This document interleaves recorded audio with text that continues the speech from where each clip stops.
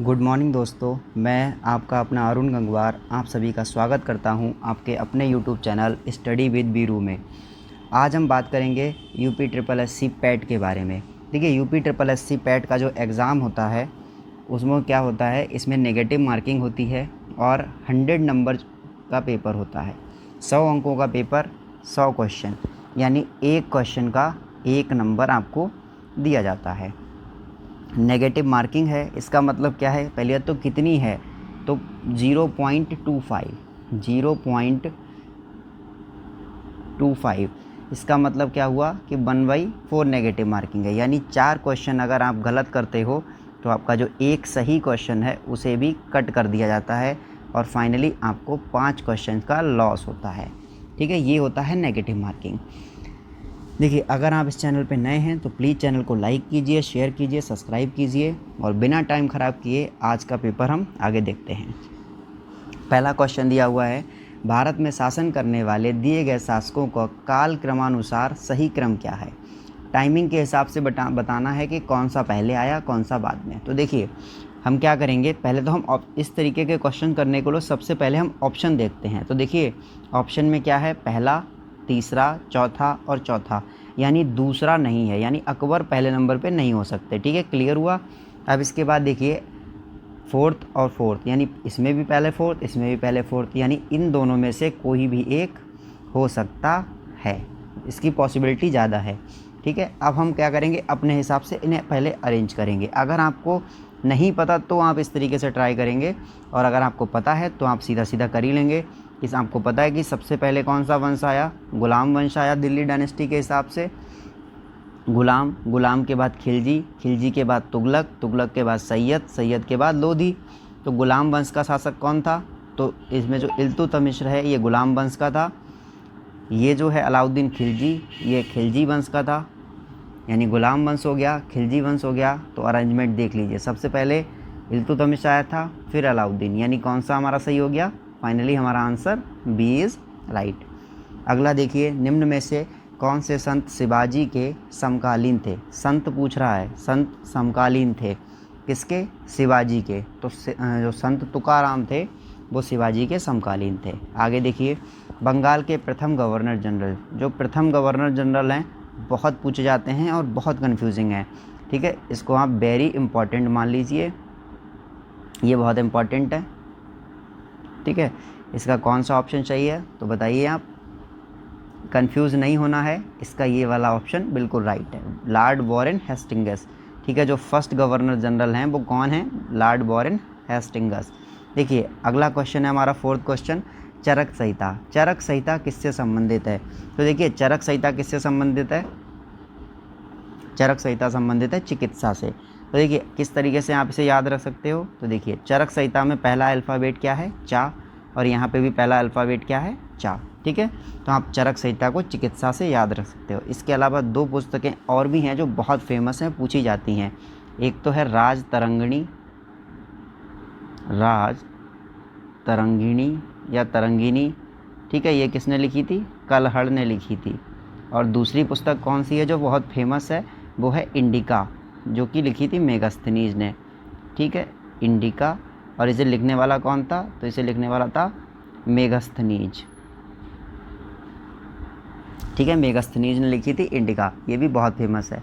इसमें जो राज तरंगिणी है पुस्तक, इसमें जम्मू कश्मीर के बारे में बताया गया है।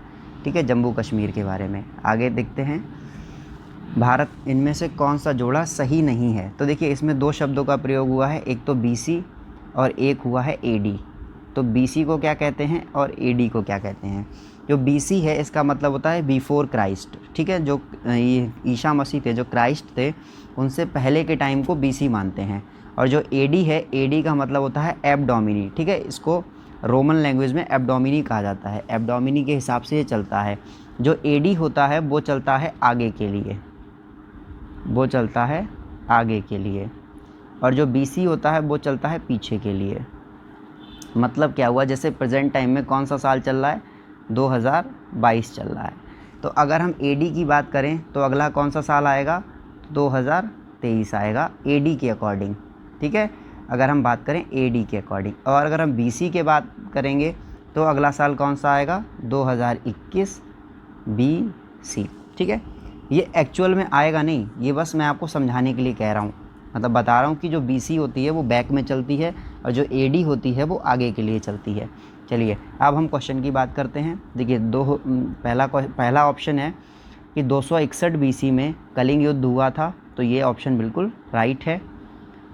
AD में शक संवत बिल्कुल ठीक है।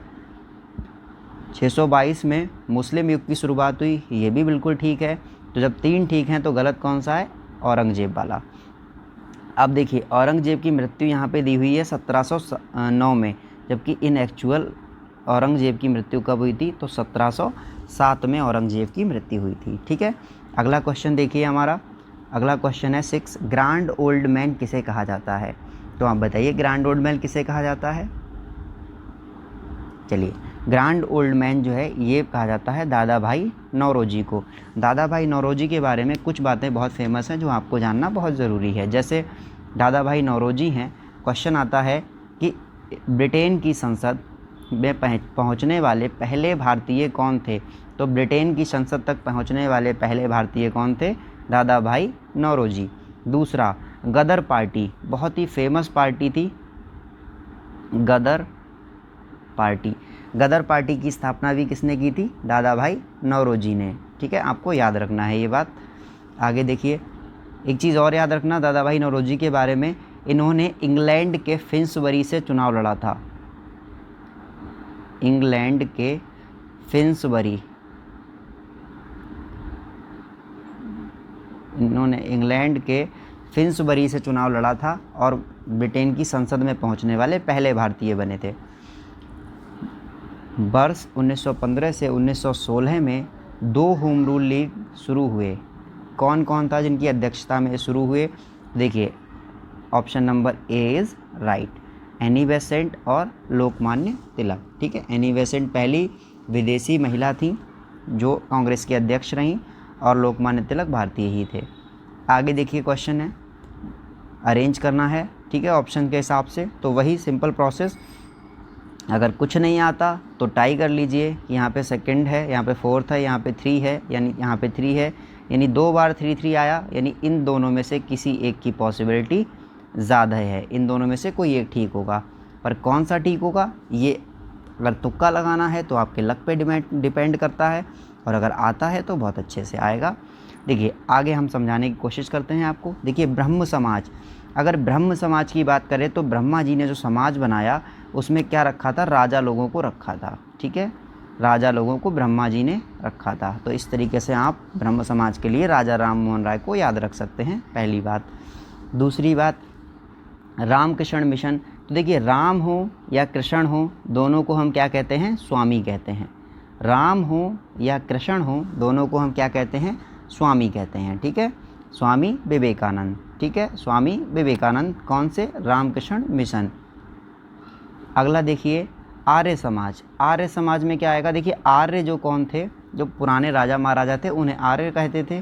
और आर्य कैसे होते थे? तो दयावान होते थे। आर्य कैसे होते थे? दयावान। ठीक है, तो आर्यों से रिलेटेड हो गया दयानंद सरस्वती। अगला बचा सत्यशोधक समाज। तो सत्यशोधक समाज जो है वो ज्योतिबा फुले से रिलेटेड है। इन्हीं के नाम पे हमारी बरेली यूनिवर्सिटी, बरेली में जो यूनिवर्सिटी है MJPRU, वो इन्हीं के नाम पे है। देखिए अब इनमें से ऑप्शन कौन सा सही हुआ? पहला गया फोर्थ के पास। तो देखिए इन दोनों का टाई था, लेकिन ये दोनों यहाँ पे सही नहीं है। तो सही हमारा कौन सा आया? पहले का फोर्थ वाला, यानी ये वाला ऑप्शन हमारा ठीक है। देखिए मैंने आपको क्या बताया कि यह सिर्फ एक तरीका है तुक्का मारने का, सही हो भी सकता है और नहीं भी हो सकता। ठीक है, लेकिन अगर आपको कॉन्सेप्ट पता है तो आपका आंसर हमेशा सही आएगा। ठीक है, आगे देखते हैं अगला क्वेश्चन, करो या मरो। करो या मरो का नारा किसने दिया? तो करो या मरो का नारा दिया महात्मा गांधी ने। MK गांधी भी लिखा होता है कभी कभी, MK गांधी। ठीक है, MK गांधी भी लिखा होता है, तो आपको कंफ्यूज नहीं होना। MK गांधी का मतलब मोहनदास करमचंद गांधी। ठीक है, अगला, जब सुभाष चंद्र बोस ने भारतीय राष्ट्रीय कांग्रेस के अध्यक्ष पद से इस्तीफा दिया था तो इस पद का प्रस्ताव किसे दिया गया? ठीक है, उन्होंने पद छोड़ दिया, तो नेक्स्ट कौन बनेगा अध्यक्ष? ये पद का प्रस्ताव किसे दिया गया, बताइए आप लोग भाई। याद रखना, इस पद का प्रस्ताव दिया था डॉक्टर राजेंद्र प्रसाद को। ठीक है, डॉक्टर राजेंद्र प्रसाद को बोला गया था कि आप इस पद को एक्सेप्ट करिए। देखिए, सलाल पन बिजली परियोजना किस नदी पर है? तो देखिए, सलाल पन बिजली परियोजना किस नदी पर है? तो ये है चिनाब नदी पर, और इसकी क्षमता कितनी है? तो 690 मेगावाट। ठीक है, 690 मेगावाट इसकी क्षमता है और ये चिनाब नदी पर है। अगला देखिए, बसंत विषुव होता है। बसंत विषुव कब होता है? तो बसंत विषुव होता है 21 मार्च को। ठीक है, बसंत विषुव कब होता है? 21 मार्च को। चलिए, इसके साथ साथ आपको एक बात और जानना बहुत ज़रूरी है कि देखिए, जैसे ये हमारा क्या है? तो ये हमारा ग्लोब है।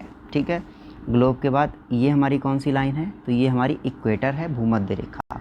कितने डिग्री होती है? तो 0 डिग्री होती है। ठीक है, 0 डिग्री अक्षांश। ठीक है, इसके बाद आपको, अगर आप भूल जाते हैं कि किसको कर्क रेखा कहते हैं और किसको मकर रेखा, तो निश्चिंत रहिए, आज के बाद कभी नहीं भूलेंगे। देखिए, जो मकर होता है, मकर रेखा है, तो मकर रेखा को हम क्या पढ़ सकते हैं? म गा और रा, मगर भी कह सकते हैं, कहीं ना कहीं साउंड मैच कर जाएगा आपका।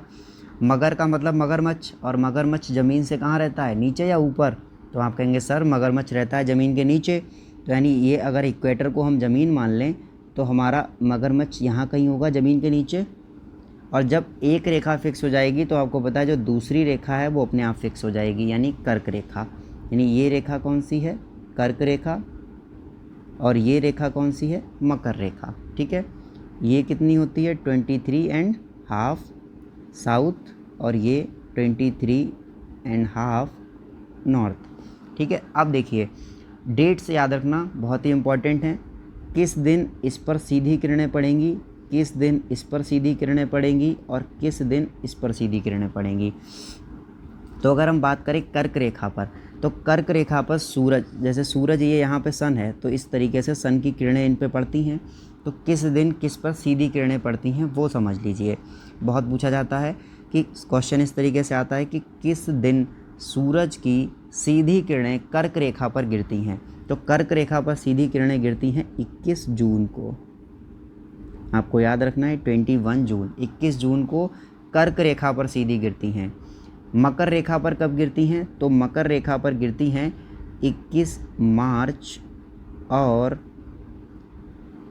23 सितंबर। ठीक है, 21 मार्च और 23 सितंबर को कहाँ गिरती हैं? ठीक है, इक्वेटर पे गिरती हैं, यानी भूमध्य रेखा पर। अब तीसरा क्वेश्चन क्या रह गया? मकर रेखा पर कब गिरती हैं? तो जो लास्ट वाला ऑप्शन है आपका 22 दिसंबर, 22 दिसंबर को क्या करती हैं? मकर रेखा पर गिरती हैं। ठीक है, आपको तीनों बातें समझ में आ गई। फिर रिपीट कर दे रहा हूँ, अगर क्वेश्चन आए कर्क रेखा पर कब सीधी गिरती हैं सूरज की किरणें, तो 21 जून आंसर होगा। अगर पूछे भूमध्य रेखा पर सीधी कब गिरती हैं, तो 21 मार्च और 23 सितंबर को गिरती हैं। इसे ही बसंत विषुव कहा जाता है। ठीक है, थर्ड है क्या? अगर पूछा कि मकर रेखा पर कब गिरती हैं सीधी, तो मकर रेखा पर गिरती हैं 22 दिसंबर को। ठीक है, आगे बात करते हैं। राजस्थान में खेताड़ी परियोजना।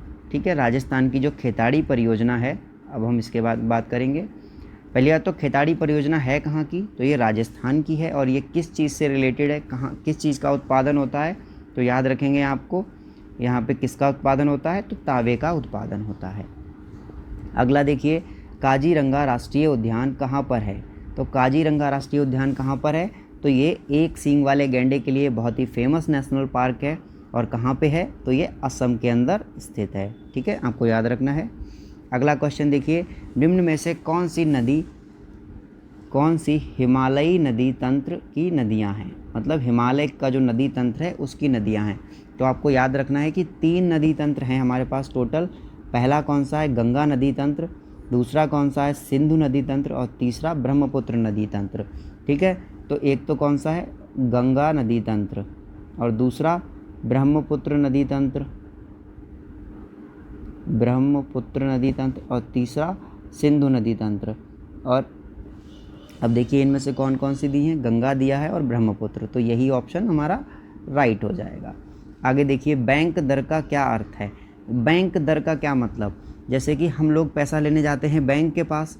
अब जब ये छोटी छोटी बैंकें हैं, इनको पैसा चाहिए होता है तो ये किसके पास जाती हैं, अपने से बड़ी बैंक के पास।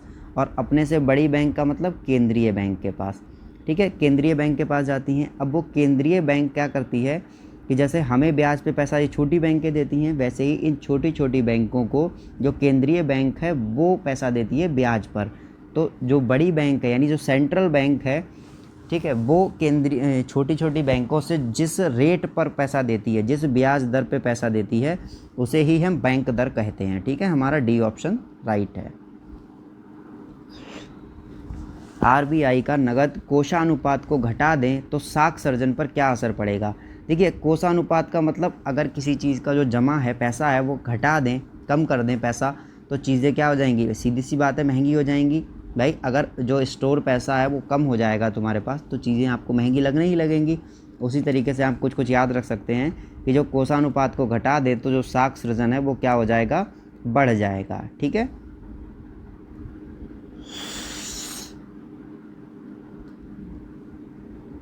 अगला देखिए, इनमें से किस प्रकार की अर्थव्यवस्था में संसाधनों पर निजी अधिकार होता है और आर्थिक का मेन उद्देश्य लाभ कमाना होता है। ठीक है, याद रखना, निजी अधिकार और मेन उद्देश्य लाभ अर्जित करना। तो ये ऐसी कौन सी व्यवस्था है, तो पूंजीवाद है। ठीक है, 100 रुपये के नोट पर किसके हस्ताक्षर होते हैं। देखिए, 100 रुपये का नोट हो या 20 रुपये का नोट हो या 10 रुपये का नोट हो या 2000 का नोट हो या 500 का नोट हो, सभी नोटों पर किसके हस्ताक्षर होते हैं, किसके सिग्नेचर होते हैं, तो आपको याद रखना है आरबीआई के गवर्नर के।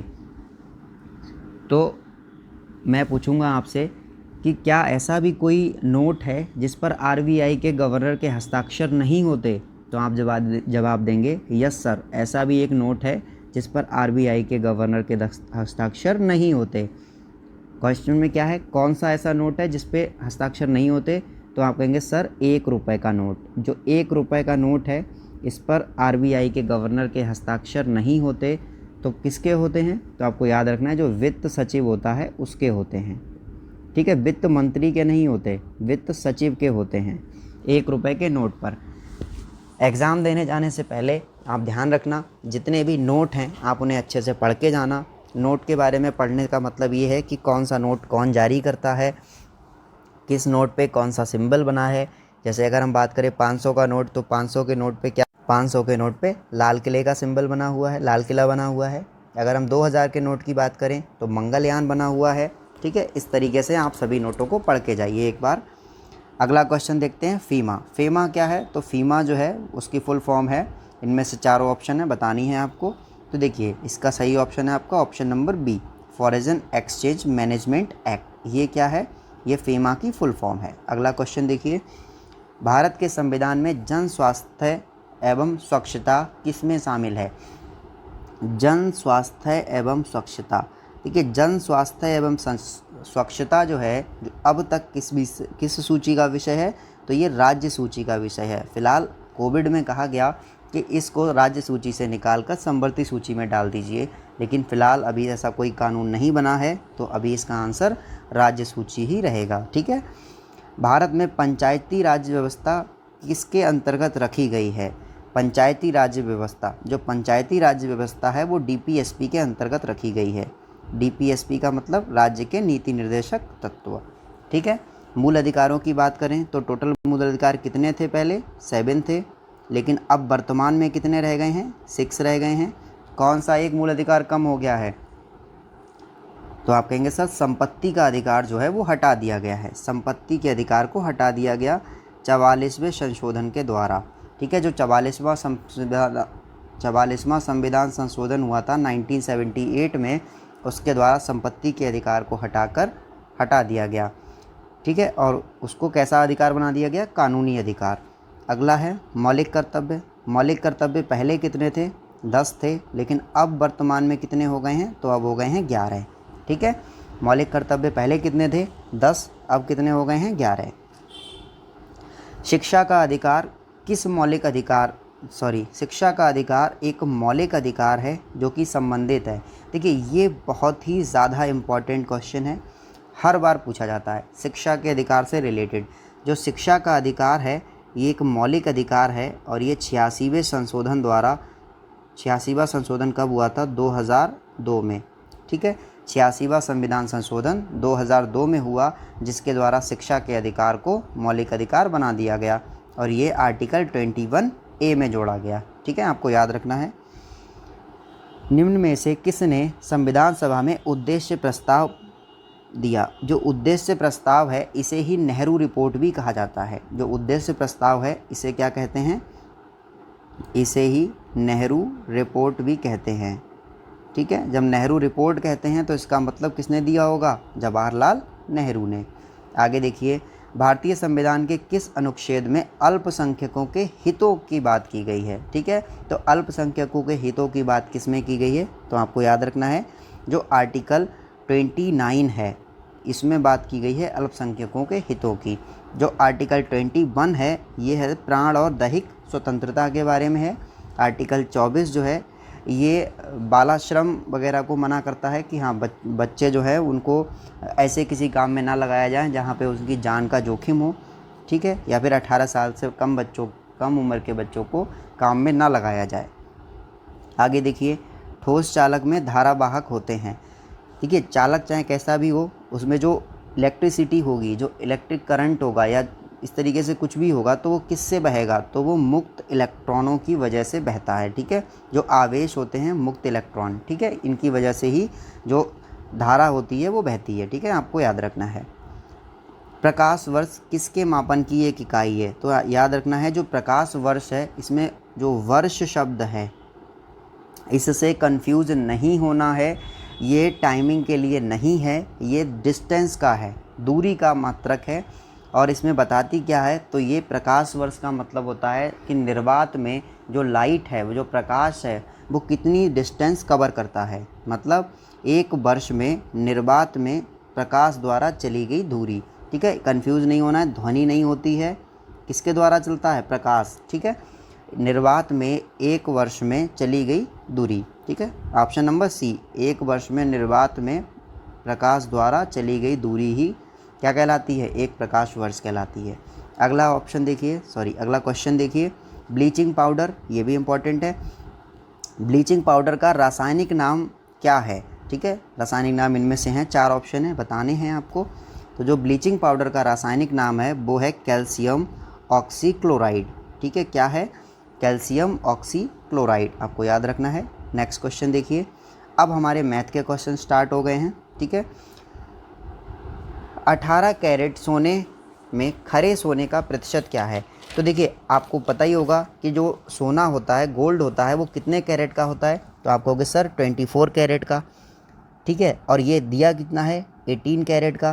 तो 18 कैरेट अपॉन 24 कैरेट, ठीक है, मल्टीप्लाइड बाई 100 कर लो इसे डिवाइड। 6 को करोगे 6 तियाँ 18, 6 चौक 24। अब इस 4 को इससे काटो, तभी 4 एकम 4 और 25 चौका 100, यानी कितना बचा? 3 मल्टीप्लाई 25, यानी 25 तियाँ 75। यानी हमारा कौन सा ऑप्शन सही हो गया?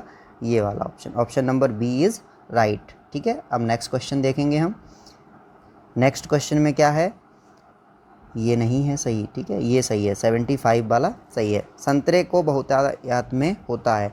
जितने भी खट्टे फल हैं, चाहे वो संतरा हो, नींबू हो, कोई भी खट्टा फल, उसमें कौन सा पाया जाएगा? हमेशा विटामिन सी। ठीक है, आपको याद रखना है। एक क्वेश्चन बहुत और इम्पॉर्टेंट है इसी से रिलेटेड कि दूध में कौन सा एकमात्र विटामिन नहीं पाया जाता? ठीक है, सारे विटामिन में सिर्फ एक विटामिन ऐसा है जो दूध में नहीं पाया जाता और वो है विटामिन सी, आपको याद रखना है। अगला क्वेश्चन देखिए, अंडर रूट में दिया है और इधर नंबर दिए हैं, इनको सॉल्व करना है। तो कैसे सॉल्व करेंगे? देखिए, जो अंडर रूट 196 है, अंडर रूट 196 की वैल्यू होती है 14। ठीक है, अगर आपको रूट निकालने नहीं आते हैं तो मैं मैथ की एक वीडियो अपलोड करूंगा जिसमें आप किसी भी तरह का कोई भी स्क्वायर रूट सीख सकते हैं। चाहे आपको स्क्वायर निकालना हो, चाहे आपको स्क्वायर रूट निकालना हो, हर तरह का स्क्वायर और स्क्वायर रूट उसमें दिया जाएगा। ठीक है, अब हम इसको सॉल्व करेंगे क्वेश्चन को। तो इसमें हमारा आएगा under root x upon 14 equal to, ठीक है, ये जो अंडर रूट है ये सिर्फ एक्स के ऊपर रह गया है क्योंकि इसकी वैल्यू तो हमने अंडर रूट 196 की वैल्यू 14 लगा दी है, और इधर क्या है हमारे पास 72/56। 14 बन जा 14, 14 4 जा 56, कटिंग करेंगे तो 7 बन जा इतने कित 4 एकम 4, ठीक है, कितना बचा 3 बचा, 32 हो गया, 4 अट्ठे 32, यानी under root x is equal to कितना हो गया 18 के। तो अंडर रूट हटेगा तो स्क्वायर कहाँ पहुँच जाएगा 18 के ऊपर, और 18 का स्क्वायर होता है 324, यानी आंसर हमारा कौन सा हो गया 324, ठीक है। इस तरीके से हम इसका आंसर कर सकते हैं। नेक्स्ट क्वेश्चन देखिए, नेक्स्ट क्वेश्चन दिया हुआ है 885 यानी 885 मल्टीप्लाई 885 मल्टीप्लाई 885 प्लस 115 यानी 115 115 115।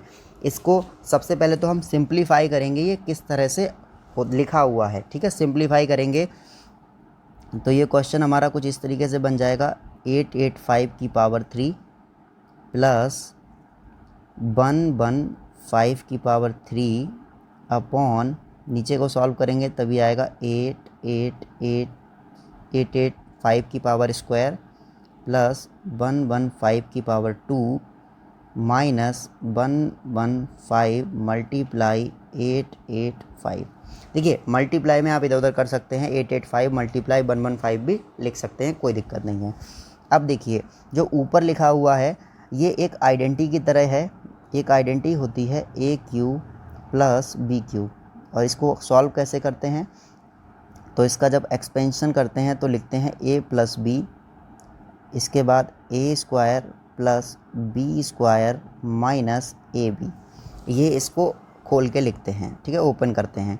तो ऊपर वाले को जब ओपन करेंगे तो a की जगह कितना है 885 और b की जगह कितना है 115। तो देखिए सबसे पहले बिना कोई पावर लगाए सीधा सीधा प्लस में दोनों नंबरों को लिख लेना है, यानी 885 plus 115 bracket close. Next bracket में क्या करना है, पहले नंबर का स्क्वायर यानी 885 का स्क्वायर, फिर क्या करना है प्लस दूसरे नंबर का स्क्वायर, फिर क्या करना है माइनस दोनों नंबरों का मल्टीप्लाई, यानी 115 मल्टीप्लाइड बाई 885, ठीक है। देखिए यहाँ पे प्लेस स्पेस कम है इसलिए थोड़ा सा दिक्कत हो रहा है। चलिए नीचे पहले से ही जो आप देखेंगे जो इस ऊपर वाली ब्रैकेट में आया है वही सेम नीचे वाली ब्रैकेट में आएगा, ठीक है। नीचे वाली ब्रैकेट में भी क्या आएगा 885 का स्क्वायर प्लस 115 का स्क्वायर माइनस 885 मल्टीप्लाई 115, ठीक है। तो ऊपर वाली ब्रैकेट और ये वाली ब्रैकेट कैंसिल आउट हो जाएगी, फाइनली हमारे पास क्या बचेगा, जब आप इसको कॉपी पेन से करेंगे तो आप आसानी से इसको समझ पाएंगे, इक्वल टू 100, यानी आंसर हमारा 1000, ठीक है। डी वाला ऑप्शन जो है वो बिल्कुल एक्यूरेट राइट हो गया है। आगे देखते हैं, नेक्स्ट क्वेश्चन की बात करेंगे हम। तो नेक्स्ट जो क्वेश्चन है हमारा वो कॉन्जुगेट से रिलेटेड है। कॉन्जुगेट क्या होता है बेटा, तो कॉन्जुगेट में क्या करते हैं हम, जब भी कोई नंबर को कॉन्जुगेट बनाते हैं तो हम क्या करते हैं, उसका जो नंबर दिया हुआ है उस नंबर में डेनोमिनेटर को चेक करते हैं, नीचे वाले नंबर को देखते हैं, हर को देखते हैं। कॉन्जुगेट बनाते समय डिनोमिनेटर सेम रहता है, सिर्फ सिंबल जो होता है उसका ये वाला सिंबल वो चेंज हो जाता है, प्लस को चेंज कर देते हैं माइनस में, और अगर माइनस होता तो चेंज कर देते हैं प्लस में, ठीक है। अब इसको जब सॉल्व करेंगे तो क्या होगा, देखिए तो इसका होगा √5 माइनस √3 अपॉन √5 प्लस √3, ठीक है, √3। अब इसकी मल्टीप्लाई करेंगे कॉन्जुगेट से, और कॉन्जुगेट की मल्टीप्लाई अंश और हर दोनों में होती है, यानी न्यूमरेटर और डिनोमिनेटर दोनों में होती है। तो कैसे करेंगे हम, √5 माइनस √3 मल्टीप्लाइड बाई √5 माइनस √3। अब देखिए ऊपर √5 माइनस 3 इधर भी है और ऊपर √5 माइनस 3 इधर भी है, दोनों सेम हैं और मल्टीप्लाई में हैं, तो इनको सीधा सीधा हम क्या कर देंगे, √5 माइनस √3 का होल स्क्वायर, और नीचे क्या हो जाएगा √5 प्लस 3 और √5 माइनस 3। तो आपको पता है जब a प्लस बी और a माइनस बी की आपस में मल्टीप्लाई करते हैं तो फॉर्मूला बन जाता है a square minus B square का। देखिए जैसे अगर लिखा हो A plus B multiply A minus B, तो फॉर्मूला बन जाता है A square minus B square, यानी दोनों नंबरों की स्क्वायर कर देते हैं और बीच में माइनस। तो पहला नंबर हमारा क्या है, अंडर रूट 5, यानी क्या हो जाएगा, अंडर रूट 5 का स्क्वायर माइनस अंडर रूट 3 का स्क्वायर। नेक्स्ट टर्म में देखेंगे क्या करेंगे हम, अब ऊपर वाली ब्रैकेट है उसे ओपन करेंगे। देखिए ऊपर वाली ओपन होगी ए प्लस बी के स्क्वायर के अकॉर्डिंग। जो ए प्लस बी का स्क्वायर होता है वो क्या होता है A square plus B square plus 2ab। ठीक है, ये होता है। अब इसके अकॉर्डिंग करेंगे तो देखिए ऊपर क्या है, माइनस लगा हुआ है। ठीक है, तो यहाँ पे हमें माइनस वाला फॉर्मूला इस्तेमाल करना पड़ेगा। माइनस वाला फॉर्मूला भी सेम होता है, बस कहाँ पे चेंज हो जाता है, यहाँ पे। तो अब हमारे पास फाइनल फार्मूला आ गया है, a माइनस बी का whole square equal to A square plus B square minus 2ab। Solve करिए तो सबसे पहले दिया हुआ है अंडर रूट 5, तो अंडर रूट 5 का स्क्वायर, फिर क्या करेंगे प्लस अंडर रूट 3 का square minus 2 multiply under root 5 multiply under root 3 upon under root 5 का स्क्वायर कितना होगा 5 और 3 का स्क्वायर 3, यानी फाइनली चेक करते हैं क्या बचा हमारे पास। तो इधर का रफ कर दे रहे हैं। ठीक है,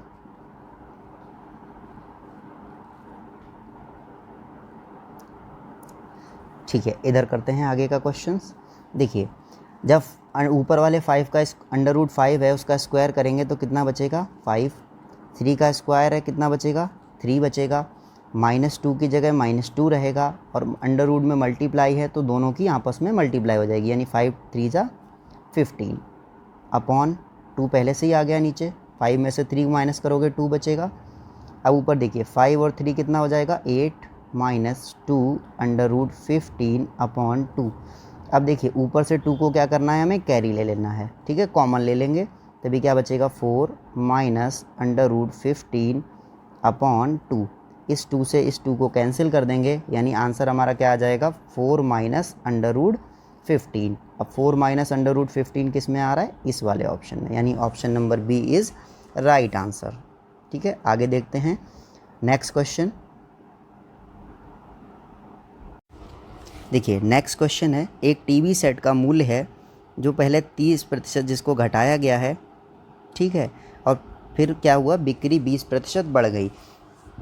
कभी भी जब दो चीज़ों की परसेंटेज दी हो और एक ही चीज़ का दो बार मूल्य दिया हो, पहले बढ़ा हो घटा हो, या पहले घटा हो या बढ़ा हो, कुछ भी हुआ हो, तो आपको सीधा सीधा एक प्रोसेस बता दे रहा हूँ, उस तरीके से आप करेंगे तो आपका बहुत आसानी से आंसर आ जाएगा। देखिए अगर हम किसी भी टीवी सेट के मूल्य को x मान लें, ठीक है, तो अब क्या हुआ, जब हमने टीवी सेट का मूल्य जो है वो x मान लिया, ठीक है, x मान लिया हमने टीवी सेट का मूल्य, अब 30% घटा तो टोटल प्राइस कितना होता है भाई, किसी भी चीज़ का प्राइस 100% होता है।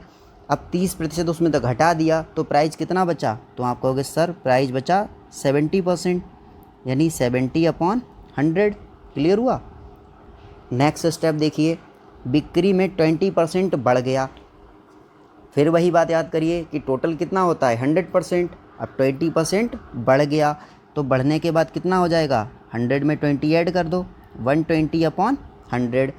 एक जीरो से एक जीरो कैंसिल, एक जीरो से एक जीरो कैंसिल, फाइनली कितना बचा हमारे पास, x मल्टीप्लाई 7 मल्टीप्लाई 12/100, फिर इक्वल लगाएंगे x मल्टीप्लाई 12/84/100।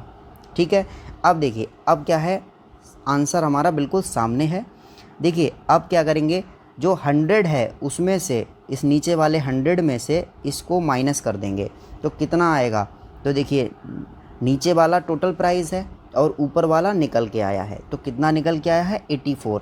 ठीक है, तो क्या करने पे आ रहा है, ये प्लस करने पे आ रहा है या माइनस, तो 100 में से अगर प्लस करने पे निकलता तो वृद्धि होती, लाभ होता, माइनस करने पे निकलेगा तो हानि होगी, यानी लॉस होगा। ठीक है, आपको याद रखना है।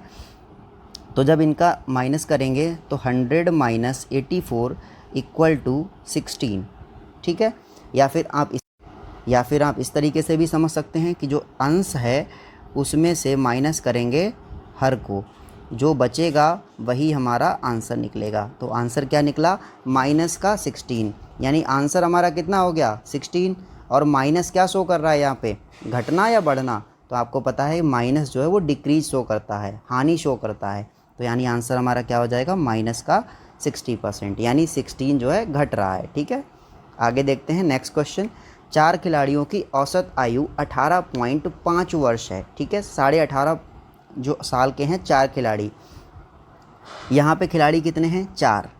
अगर कोच की आयु भी इसमें शामिल कर दी जाए तो अब बताइए, 4 खिलाड़ी हैं, कोच अलग है, अब कोच को भी शामिल कर लेंगे तो कितने खिलाड़ी हो जाएंगे, तो आप कहोगे सर अब खिलाड़ी हो जाएंगे 5। ठीक है, तो पहले खिलाड़ी कितने थे, 4, अब खिलाड़ी कितने हो जाएंगे 5। तो औसत आयु कितनी बढ़ रही है, 20% बढ़ रही है, यानी ये जो 18.5 है ये कितनी बढ़ जाती है, ये 20% बढ़ जाती है। ठीक है, अब हम इसको सॉल्व करेंगे। तो देखिए बहुत आसान क्वेश्चन है। सबसे पहले क्या करेंगे, हम एडिशनल निकालेंगे, इनका जो कुल है, कुल एज होगी कितनी वो निकालेंगे, रेस जो कुल रेज है टोटल वो निकालेंगे। तो देखिए 18.5, ठीक है, जब इसका 18.5 किया तो कितना निकल के आएगा, देखिए 4 पंजे 20 का 0, कितना बचा 2, 8 चौक 32 और 2 34, और कैरी गया 3, 4 एकम 4 और 3 7, लास्ट में 5 के आगे एक पॉइंट लगा हुआ है तो 0 के आगे एक पॉइंट लगा देंगे, यानी टोटल हमारे पास कितना आ गया 74 जो है ईयर, यानी सबका जो टोटल है वो 74 साल के हैं सब मिला के। अब क्या कहा है कि एक लोग बढ़ जाएगा, तो यहाँ पे अब 4 की जगह कितने लोग हो जाएंगे, अब हो जाएंगे 5 लोग। अब एज भी कितनी बढ़ रही है, जो औसत एज अभी तक कितनी थी 18.5 थी, अब वो कितनी बढ़ गई है 20% इंक्रीज़ हो गई है, यानी 12% उसे बढ़ा दो तभी निकल आएगा। यहाँ से पॉइंट हटाया 0 लगाया, ये गया इससे। अब देखिए अब इसको करेंगे तो कैसे कर लेंगे, देखिए 5 से करिए तो 5 तियाँ 15, कितना बचा 3, 5 सत्ते 35, नीचे करेंगे तो 5 दूनी 10 का, ठीक है 5 दूनी 10 और 0 का 0, इधर कैश क्रॉस किया 6 दूनी 12 और ये 10। ठीक है, सॉल्व करेंगे तो कितना आएगा 37 मल्टीप्लाइड बाई 6/10, करिए तो 6 सत्तों 42 का 2, हासिल लगा 4 और 6 तियाँ 18, 18 और 4 22/10, तो 22/10 को अगर हम चाहें तो कितना लिख सकते हैं, तो 22/10 को हम लिख सकते हैं 22.2। ठीक है, ये 22/10 को हम लिख सकते हैं। अब इसको सॉल्व करेंगे तो 5 2 जा 10 का 0, कैरी गया 1, 5 2 जा 10 और 1 11, कैरी गया 1, 5 2 जा 10 और 1 11, यानी आंसर हमारा ये आया। अब इसके बाद लास्ट डिजिट के बाद फर्स्ट पॉइंट है लगा हुआ, भाई लास्ट डिजिट है उसके बाद पॉइंट है, तो फाइनल जो आंसर मिला है उसमें भी लास्ट डिजिट के बाद हम क्या लगा देंगे पॉइंट, यानी जब नंबर के पॉइंट के बाद सिर्फ 0 होता है तो पॉइंट की कोई वैल्यू नहीं रह जाती, यानी आंसर हमारा 111। अब देखिए जब 4 लोग थे तो फाइनल एज कितनी थी 74, अब 5 लोग हो गए हैं तो एज कितनी हो गई है 111 साल, तो अब दोनों का हम क्या निकाल लेंगे डिफरेंस, तभी हमारा बस अब हमें हमारा आंसर मिल जाएगा, दोनों की क्या निकाल लेंगे डिफरेंस। तो देखिए अब हम क्या करेंगे 111 और 74 का डिफरेंस निकाल लेंगे, 11, ठीक है 1 है तो कैरी लेंगे 11 हो जाएगा, 11 में से 4 गया 7 बचा, यहाँ बचा 0, कैरी लेंगे 10, 10 में से गया 3 बचा, यानी 37 साल। हमारा ऑप्शन कौन सा सही हो गया, option number D is right answer. ठीक है, इस तरह से आपके मैथ के क्वेश्चंस कवर हो गए। अब आप देखते हैं अगला, देखिए एकल शब्द का विलोम शब्द क्या है, तो आपको पता है एकल का शब्द होता है बहुल, ठीक है, एकल का क्या होगा बहुल। अगला देखिए दर्प, दर्प का पर्यायवाची क्या है, तो दर्प का पर्यायवाची होता है अहंकार, ठीक है, दर्प का मतलब अहंकार। ठीक है, नेक्स्ट क्वेश्चन, मन को हरने वाला, मन को हरने वाला, तो मन को हरने वाला कौन होता है मनोहर। ठीक है, गागर में सागर भरना, बहुत ही क्वेश्चन सिंपल है, गागर में सागर का मतलब थोड़े में बहुत करना, ठीक है, थोड़ी बात कह के बहुत बात कह देना या थोड़े में ज़्यादा, इस टाइप से साउंड आता है। शुद्ध बर्तनी की बताइए, शुद्ध बर्तनी क्या है, तो शुद्ध वर्तनी इसमें से बतानी है कौन सी है। देखिए इसका सही आंसर कौन सा होगा, तो इसका सही आंसर होगा सी वाला, महत्वाकांक्षा। ठीक है, आपको याद रखना है, ये इसकी वर्तनी बिल्कुल ठीक है। अब देखिए आगे के क्वेश्चन हमारे इंग्लिश के पैराग्राफ को रीड करने से ही सॉल्व होंगे। ठीक है, इसको आप रीड करेंगे केयरफुली, बहुत ही ध्यान से रीड करना है और उसके बाद उसके आंसर्स देने हैं। तो पैराग्राफ को हम आपके साथ रीड करते हैं, देन आफ्टर उसके आंसर देंगे। देखिए, Nehru was a man sided personality. ठीक है, मैनी साइडेड पर्सनालिटी का मतलब जिसके अंदर बहुत सारे इंटरेस्ट हों, जो अलग अलग तरह की सोच रखता हो। ठीक है, जैसे कि कभी हंसने में बहुत अच्छा है। ठीक है, many sided personality, he enjoyed reading and writing books as much as he enjoyed fighting political. ठीक है, हाँ, फाइटिंग पॉलिटिकल। ठीक है, इस टाइप से आप इसको केयरफुली रीड करिए कि पूरा जो पैराग्राफ दिया है इसमें क्या क्या है चीज़ों को। ठीक है, आगे मैं इसके क्वेश्चंस के आंसर आपको बताता हूँ, अगर मैं साथ साथ करूँगा तो बहुत टाइम हो जाएगा। ठीक है, मैनी साइडेड पर्सनैलिटी का मतलब क्या है, इसका ऑप्शन कौन सा सही होगा, तो इसका ऑप्शन होगा सही, a person having varied interested. ठीक है, जिसके बहुत सारे अलग अलग इंटरेस्ट होते हैं उसे ही क्या कहते हैं, मैनी साइडेड पर्सनैलिटी में। ठीक है, अगला देखिए, पीटी नेहरू इंजॉय।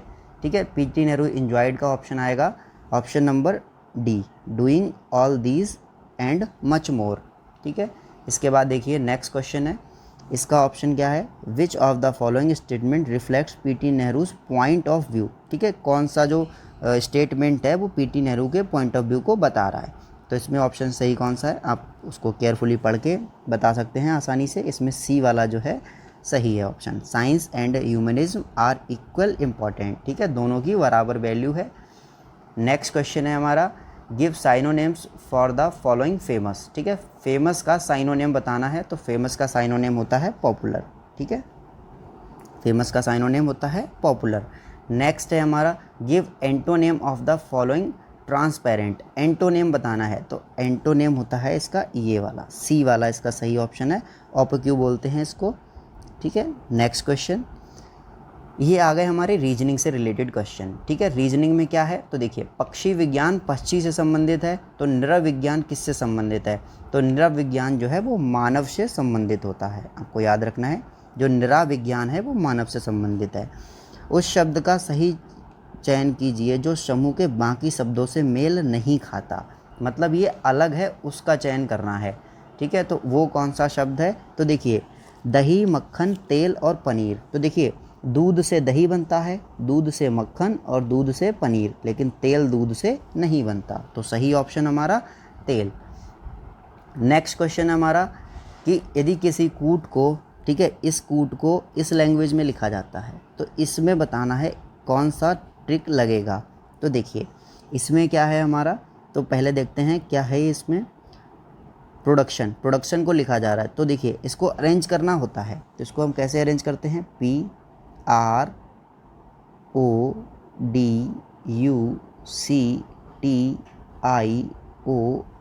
ठीक है, ये हमारा हो गया। इसके बाद हम दूसरा वाला लिख लेते हैं, तभी क्या आएगा हमारा, QQPCBEUHPM और T। अब हम इसमें करते क्या हैं, पहले वाले लेटर को पहले वाले लेटर से मैच करेंगे। इस तरीके से सभी को मैच करना पड़ता है और देखते हैं कि क्या डिफरेंस आ रहा है, सब में रिलेशन क्या है। तो देखिए, आपको पता है, अगर हम बात करें तो PQRSTU। ठीक है, इस तरीके से आप रिलेट कर सकते हैं। Q के बाद क्या आता है, अगर R में से -1 कर दिया जाए तो क्या आ जाएगा, यानी R से पहले Q -1 हो रहा है। या फिर इस तरीके से देख लो कि नीचे वाले को करेंगे +1 तो ऊपर आ जाएगा, यानी Q के बाद क्या आता है, R, Q के बाद R। ठीक है, यहाँ पे ऊपर से करना है, -1 हो रहा है, O के बाद +1। ठीक है, इसके बाद D के बाद C करेंगे तो -1, U के बाद +1, C के बाद +2। इस टाइप से इसका चल रहा है सीक्वेंस। ठीक है, आप लोग इसका ऑप्शन मैं आपको बताता हूँ कौन सा सही है, तो इसमें आएगा option number A is right. ठीक है, A बिल्कुल सही है इसका। तो करेंगे कैसे वो देख लीजिए आप। इसमें आपको सबसे पहले पहला नंबर मिलाना है कि किस तरीके से बनेगा, उसके बाद सेकंड देखना है, फिर थर्ड देखना है, ठीक है। देखिए नीचे वाले को ऊपर किया तो ओ पी, ओ के बाद क्या आया पी, तो हमें सॉरी ये देखिए पी के बाद क्या आया था क्यू, पी के बाद क्यू आया तो ओ के बाद क्या आएगा एम एन ओ पी, यानी ये पी वालों में से ही कोई ना कोई एक ठीक होगा, ये ठीक नहीं होगा। आगे देखिए एम एन ओ पी, उसके बाद देखिए आर से कम होगा यानी क्यू को बढ़ाएंगे तो क्या बनेगा आर, यानी आर जो है वो छोटा है और क्यू जो है वो बड़ा है, यानी अब हमें क्या बनाना है आर। तो आर से पहले वाला लेटर कौन सा है M N O P Q R, यानी दूसरा लेटर क्या होगा क्यू, यानी ये ऑप्शन हमारा गलत हो गया, यानी इन दोनों में से कोई एक ऑप्शन हमारा ठीक होगा अभी लेकिन हम श्योरिटी पे नहीं है कौन सा हमारा ठीक होगा। अगला देखिए ओ के बाद क्या है एम एन ओ पी, मतलब ओ से मतलब एक बढ़ा रहे हैं फिर एक घटा रहे हैं फिर एक बढ़ा रहे हैं, ओ के बाद पी, ठीक है। ओ के बाद जब पी है तो आई के बाद क्या आता है A B C D E F G H I J, ठीक है, यानी इसमें भी जे है इसमें भी जे है। फिर क्या होगा डी, डी से पहले सी, यू के बाद बी, सी के बाद यहाँ तक क्या हो रहा है यू तक क्या हो रहा है, सीक्वेंस सही चल रहा है। उसके बाद देखिए 1 2 3 4 5 1 2 3 4 5, यानी बाकी सब ठीक है, लेकिन ये जो सी आ रहा है ये कंफ्यूज करेगा, यहाँ पे थोड़ा सा ध्यान रखना है। यहाँ जो सी आ रहा है इसके बाद एक बढ़ना चाहिए था, सॉरी एक कम होना चाहिए था, लेकिन कितने बढ़ रहे हैं सी के बाद डी ई +2 हो रहा है, ठीक है। तो इसमें कंफ्यूज नहीं होना है। इसमें भी कौन सा लेटर गड़बड़ करेगा तो दूसरा वाला 5वें नंबर का करेगा, यानी 1 2 3 4 5 1 2 3, यानी यू वाला चेक करना पड़ेगा आपको कि क्या आएगा। तो यू वाले में देखो क्या आ रहा है, यहाँ पे सी के बाद डी ई, यानी 2 बढ़ रहे हैं, यानी यहाँ पे 5वां लेटर 1 2, इसमें 5वां लेटर देखिए कौन सा है 1 2 3 4 5, यानी यहाँ पे 5वां लेटर है टी, तो एस टी, टी के बाद यू और वी, यानी हमारा ऑप्शन नंबर कौन सा राइट हो जाएगा ये वाला, ठीक है। इस तरीके से ये रीजनिंग के क्वेश्चंस हैं। देखिए रीजनिंग के क्वेश्चन करने के लिए आपको काफ़ी मेहनत करनी पड़ेगी, क्योंकि ये वाले जो होते हैं इनमें एक अरेंजमेंट सेट होता है, उस अरेंजमेंट के अकॉर्डिंग ही इनका एक क्वेश्चन दिया होता है जिसका आंसर दिया होगा आपको, उसी से अरेंजमेंट निकाल के आपको दूसरे वाले में अरेंजमेंट को सेट करना है। नेक्स्ट क्वेश्चन, रीता को इशारा करते हुए निखिल ने कहा मैं उसकी माँ के पुत्र का इकलौता पुत्र हूँ। देखो कौन कौन है, तो एक है रीता और एक है उसका पुत्र। रीता की ओर इशारा करते हुए निखिल ने कहा, किसने कहा निखिल ने, तो निखिल ने क्या कहा मैं उसकी किसकी रीता की, यानी रीता की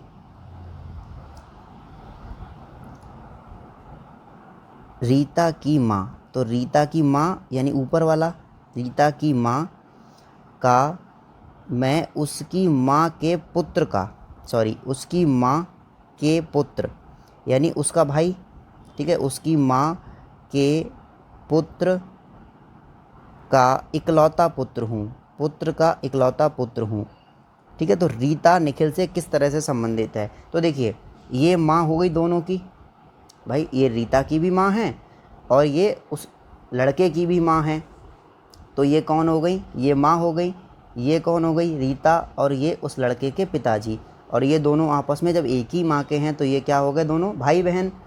अब भाई के बहन के बाद में भाई का ये लड़का है निखिल, निखिल कौन है भाई का लड़का, भाई ये नीचे पोजीशन पे है तो ये थर्ड जनरेशन है।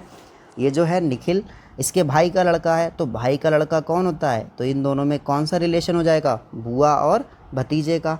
तो देखिए क्या है निखिल लड़का है तो भतीजी तो हो नहीं सकता, तो फिर क्या ऑप्शन आएगा बुआ, ठीक है। आगे देखिए नेक्स्ट क्वेश्चन, देखिए नेक्स्ट क्वेश्चन है हमारा 50 नंबर का। पूछा गया है 25 अगस्त को गुरुवार है, ठीक है, जो गुरुवार होता है उसे बृहस्पतिवार भी बोलते हैं। अब अगर 25 को बृहस्पतिवार है तो 26 को क्या होगा शुक्रवार, 27 को क्या होगा शनिवार, 28 को क्या होगा रविवार, 29 को क्या होगा सोमवार, ठीक है, यानी एक सोमवार ये आ गया, तो एक एक्स्ट्रा और 4 हर महीने में होते हैं सोमवार। कोई भी दिन है तो वो एक महीने में 4 होता ही है, क्योंकि 7 या 21, 7 चौक 28, जो 28 दिन हैं उनमें से हर दिन 4-4 बार रिपीट होता है। और उसके बाद जो 20 दिन होते हैं, 28 के बाद जो बचे 2 या 3 दिन, जैसे कोई 30 दिन का महीना होता है, कोई 31 दिन का महीना होता है, तो कोई ना कोई ऐसा दिन होता है जो रिपीट होता है। ठीक है, तो यहाँ पे सोमवार रिपीट हो जाएगा, तो टोटल सोमवार कितने हो जाएंगे? 5। ठीक है, नेक्स्ट देखिए, निम्न में से किस शहर में लाइट हाउस परियोजना का क्रियान्वयन नहीं? देखिए, तो लाइट हाउस परियोजना जो है वो कहाँ नहीं हुई है? तो वो पटना में उसका क्रियान्वयन नहीं हुआ है। आगे देखिए, कौन सी भारतीय दूरसंचार कंपनी विश्व की 5वीं सबसे मजबूत ब्रांड है? देखिए, ये जो पोर्शन है ये करंट अफेयर का है और ये हर बार चेंज होके आता है। ठीक है, तो इसमें आपको इतना दिमाग लगाने की ज़रूरत नहीं है। आप नॉर्मल करंट अफेयर पढ़ते रहिए, लेकिन करंट अफेयर को ज़रूर पढ़िए, क्योंकि करंट अफेयर हर एग्ज़ाम में आपको एक कॉन्फिडेंस दिलाता है कि हाँ, हमें बहुत कुछ पता है। ठीक है, देखिए, तो 5वीं सबसे मजबूत ब्रांड कौन सी है? तो ये रिलायंस जियो है। ठीक है, आगे देखिए, नेक्स्ट क्वेश्चन क्या है? बोल्ड परियोजना हाल ही में भारत में किस राज्य में शुरू की गई है? ठीक है, तो बोल्ड परियोजना जो है क्या? बम्बू। ठीक है, बोल्ड परियोजना जो है इसमें क्या बताना है आपको कि कौन से राज्य से शुरू हुई है? तो बोल्ड परियोजना जो है वो आपकी शुरू हुई है राजस्थान से। ठीक है, इस तरीके से भी याद रख सकते हो, बोल्ड का मतलब बहादुर, और सबसे ज़्यादा बहादुर लोग राजस्थान में रहते हैं थे। ठीक है, जैसे कि जितने भी फेमस योद्धा हुए हैं वो मोस्टली वहाँ साइड से थे। धन्यधरा मेवाड़। ठीक है, आगे देखिए, संयुक्त राष्ट्र की कोवैक्स योजना के अंतर्गत कोविड-19 की मुफ्त वैक्सीन पाने वाला पहला देश कौन सा है? पहला कौन सा देश था जिसे फ्री वैक्सीन दी गई थी? तो वो था घाना। ठीक है, आपको याद रखना है, घाना जो था वहाँ को पहली बार फ्री में वैक्सीन दी गई। अगला देखिए, अंतरिक्ष में जाने वाली भारतीय मूल की दूसरी अमेरिकी महिला कौन थी? तो श्रीशी बांदला थी। ठीक है, श्रीशा बांदला। ठीक है, आपको याद रखना है। नेक्स्ट क्वेश्चन 56, उस भारतीय पहलवान का नाम क्या है जिस पर हाल ही में डोपिंग के लिए 2 साल का प्रतिबंध लगाया गया है? ठीक है, तो आपको बताना है ये क्वेश्चन। बहुत ही सिंपल आंसर है इसका, सुमित मलिक, काफ़ी फेमस रहे थे ये। ठीक है, आगे देखिए, भारत का वह कौन सा प्रथम राज्य है जहां end to end e cabinet प्रणाली लागू की गई है? ठीक है, आपको बताना है। तो ऑप्शन नंबर सही है हिमाचल प्रदेश। ठीक है, हिमाचल प्रदेश में end to end e cabinet प्रणाली स्टार्ट की गई है। End to end e cabinet प्रणाली जो है स्टार्ट हुई है। नेक्स्ट देखिए, किस भारतीय मंत्रालय द्वारा हाल ही में 2019-20 के लिए UDISE, ठीक है, शुरू किया गया है? UDISE प्लस किस के द्वारा शुरू किया गया है? तो ये शिक्षा मंत्रालय के द्वारा स्टार्ट किया गया है। नेक्स्ट क्वेश्चन, स्मार्टफोन निर्माता वीवो ने किस क्रिकेट खिलाड़ी को अपना ब्रांड एम्बेसडर नियुक्त किया है? तो देखिए, जो वीवो कंपनी है उसने किसे किया था? विराट कोहली को किया था। उस टाइम पे विराट कोहली जो थे वीवो के ब्रांड एम्बेसडर थे। नेक्स्ट 60, आर्टिफिशियल इंटेलिजेंस AI आधारित पोर्टल सब स्पेस भारत के किस न्यायालय के लिए शुरू किया गया? तो इसका ऑप्शन कौन सा सही है बताइए आप? तो इसका option number C is right, सर्वोच्च न्यायालय यानी सुप्रीम कोर्ट के लिए। अब आप बताइए, जो सुप्रीम कोर्ट है वो भारत में कितने सुप्रीम कोर्ट हैं भाई? कोई बता सकता है? तो आप कहोगे सर भारत में सिर्फ एक सुप्रीम कोर्ट है, क्योंकि किसी भी देश में सुप्रीम कोर्ट जो है वो सिर्फ एक ही होता है। और कहाँ है, कौन से स्टेट में है? तो आप कहेंगे सर दिल्ली स्टेट में है। तो ये गलत जवाब है, क्योंकि दिल्ली कोई स्टेट नहीं है, दिल्ली एक यूनियन टेरेटरी है। ठीक है, आपको याद रखना है, दिल्ली एक केंद्र शासित प्रदेश है। कब बनी थी हमारी राजधानी? तो 69 जो है संविधान संशोधन 69 में दिल्ली को जो है दिया गया था दर्जा। कब बनी थी? तो आपको याद रखना है, 2 चीज़ें बहुत ही फेमस हैं। देखिए, एक तो टाइम था 1911 का। 1911 में क्या किया गया था? ये घोषणा की गई थी कि दिल्ली को राजधानी बनाया जाएगा, लेकिन बनाया कब गया? तो 1912 में। 1912 में क्या करा गया? दिल्ली को राजधानी बना दिया गया भारत की। ठीक है, आगे देखते हैं नेक्स्ट क्वेश्चन। कितने भारतीय राज्य नेपाल से सीमा साझा करते हैं? तो देखो नेपाल से कितने सीमा साझा करते हैं? तो नेपाल से 5 राज्य जो हैं वो सीमा साझा करते हैं। नेपाल कहाँ पे है? तो आप देखेंगे नेपाल को, अगर हम इस तरीके से भारत का मैप बनता है, ठीक है, तो ये इस तरीके से, मेरी आर्ट ज़्यादा अच्छी नहीं है, ठीक है, तो यहाँ पे जो हिस्सा है ये नेपाल का हिस्सा है, ठीक है। निम्न में कोस्टा रिका की राजधानी कौन सी है? जो कोस्टा रिका है उसकी राजधानी कौन सी है? तो सान जोस जो है उसकी राजधानी है कोस्टा रिका की। नेक्स्ट क्वेश्चन है हमारा, केंद्र शासित प्रदेश लक्षद्वीप की आधिकारिक भाषा कौन सी है? तो देखिए लक्षद्वीप की जो आधिकारिक भाषा है, लक्षद्वीप किसके पास में है? तो आप कहेंगे सर केरल साइड में है। और केरल साइड में कौन सी भाषा बोली जाती है? तो मलयालम बोली जाती है, ये यहाँ साइड में, ठीक है, नीचे। भारत के संविधान के अनुसार लोकसभा में सदस्यों की अधिकतम संख्या, देखिए यहाँ पे एक शब्द आया है लोकसभा, तो आपको याद रखना है, कुछ बातें बहुत ही फेमस हैं, बहुत ही अच्छी हैं। आपको एक नाम याद रखना है, सरला। सरला का मतलब सा से सरला और सा से 79, रा से 80 और ला का 81। इसका मतलब क्या हुआ? ये 81 है भाई। देखिए जो सा का मतलब संसद, संसद के लिए कितना आर्टिकल है? 79। रा का मतलब राज्यसभा, राज्यसभा के लिए आर्टिकल 80। और ला का मतलब लोकसभा, लोकसभा के लिए आर्टिकल 81। इसके बाद एक और समझ लीजिए, देखिए अगर हम बात करें लोकसभा की तो उसको लिखते हैं LOK। देखिए LOK मतलब लोकसभा, ठीक है, आप इससे रिलेट करके L फॉर लोकसभा और L for lower house, L for Lok Sabha और L for lower house. Lower का मतलब निम्न सदन, यानी लोकसभा कैसा है? निम्न सदन है। और जो राज्यसभा है वो कैसा है? तो वो उच्च सदन है। आप इसे आराम से याद रख सकते हैं। इसके बाद एक चीज़ और बहुत इम्पॉर्टेंट है और वो है एज, ठीक है। तो जो लोकसभा है उसके लिए कितनी एज चाहिए? 25 साल। और जो राज्यसभा है उसके लिए कितनी चाहिए? 30 ईयर्स, तभी आप उसके मेंबर हो सकते हैं। चलिए आगे नेक्स्ट क्वेश्चन देखते हैं हम। नेक्स्ट क्वेश्चन है हिंदी दिवस। देखिए हिंदी दिवस के बारे में दो चीज़ें हैं, एक है केवल हिंदी दिवस और एक है हिंदी दिवस और एक है इंटरनेशनल हिंदी दिवस, ठीक है। एक है हिंदी दिवस और एक मनाते हैं अंतर्राष्ट्रीय हिंदी दिवस।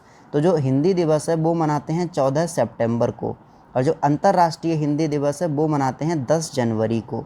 इसमें आपको बहुत कन्फ्यूज़न रहता है, तो आपको कंफ्यूज नहीं होना है। जो खाली नॉर्मल हिंदी दिवस है वो मनाते हैं 14 सितंबर को और जो इंटरनेशनल वाला है अंतर्राष्ट्रीय हिंदी दिवस है वो मनाते हैं 10 जनवरी को।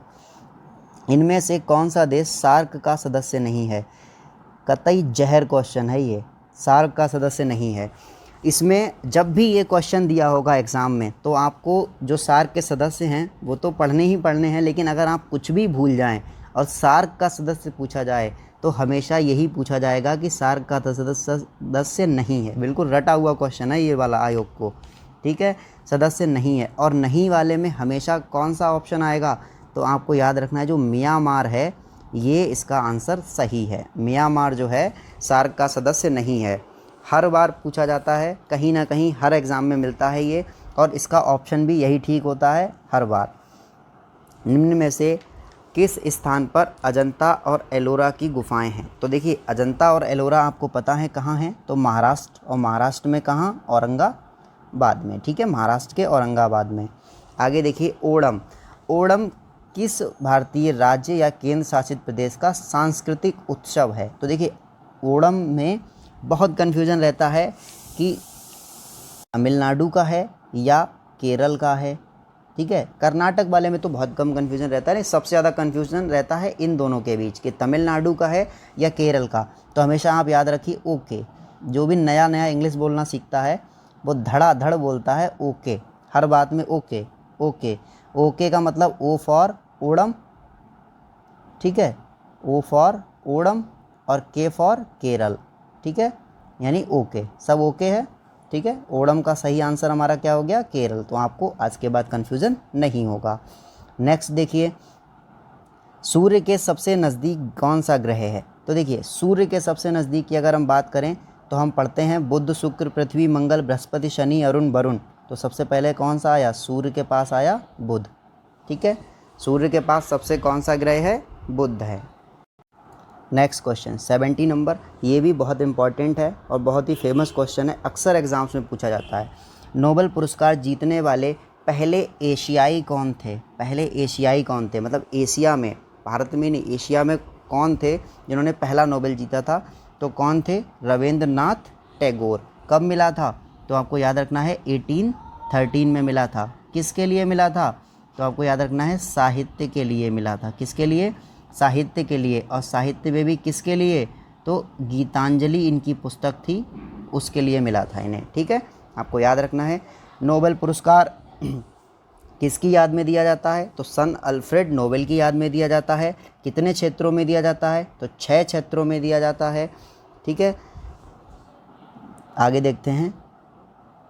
एक बात और याद रखिए, अभी हाल ही में 2014 में एक नोबेल दिया गया था जो कि सबसे कम उम्र का नोबेल पाने वाली महिला थी, जो थी मलाला यूसुफजई। ठीक है, मलाला यूसुफजई जो हैं वो सबसे कम उम्र की महिला हैं जिन्हें नोबेल प्राइज़ मिला है। नेक्स्ट क्वेश्चन में देखिए पूरा पैराग्राफ दिया होगा, उस पैराग्राफ को पढ़कर आपको आंसर देने हैं। ये पैराग्राफ हर बार चेंज होके आता है। ठीक है, तो आपको आराम से केयरफुली इस पैराग्राफ को पढ़ना है और उसके आंसर देने हैं। ठीक है, तो मैं इनके आंसर बता दे रहा हूँ आपको। पहले का आंसर क्या होगा? विश्व में शांति क्यों आवश्यक है? आप पैराग्राफ पढ़ा होगा आपने, आराम से आप बता सकते हो कि जो है शांति क्यों आवश्यक है? तो मानव जाति के विकास के लिए। नेक्स्ट क्वेश्चन, विश्व में शांति की स्थापना के लिए सबसे आवश्यक क्या है? तो आपको पता है अहिंसा और प्रेम जो है ये सबसे आवश्यक है। कठोर से कठोर हृदय को भी कोमल बनाया जा सकता है, तो किसके द्वारा? तो आपको पता है गांधी जी की बात के द्वारा, यानी अहिंसा द्वारा।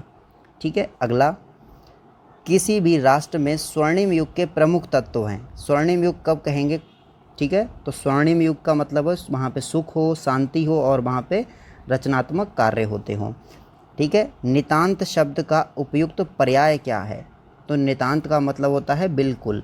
ठीक है, नितांत जो शब्द है उसका सही मतलब क्या है? बिल्कुल। ठीक है, इस तरह से आपका क्या है आगे, फिर एक पैराग्राफ दिया हुआ है, इसका सॉल्यूशन बताना है आपको। ठीक है, पैराग्राफ आप अच्छे से पढ़ लेंगे।